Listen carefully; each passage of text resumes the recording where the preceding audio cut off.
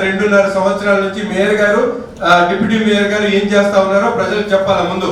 ఇప్పుడు జరుగుతుంది కాదు, 2.5 సంవత్సరాల నుంచి ఈ బిఓటి గురించి కానీ లేకపోతే మరుగుదొడ్ల గురించి కానీ సులభ కాంప్లెక్స్ గురించి కానీ ఎందుకు మాట్లాడలేదని నేను అడుగుతా ఉన్నాను.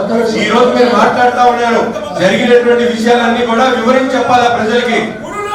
3.5 సంవత్సరాల నుంచి ఎందుకు మేయర్ గారు ఎత్తలేదు, డిప్యూటీ మేయర్ గారు ఎందుకు మాట్లాడలేదు అడుగుతున్నా.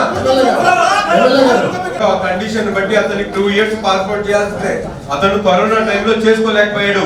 అతను బిఓటి టర్మ్స్ అండ్ కండిషన్ ప్రకారం 2 years పూర్తిగా యూటిలైజేషన్ చేసుకోలేకపోయాడు.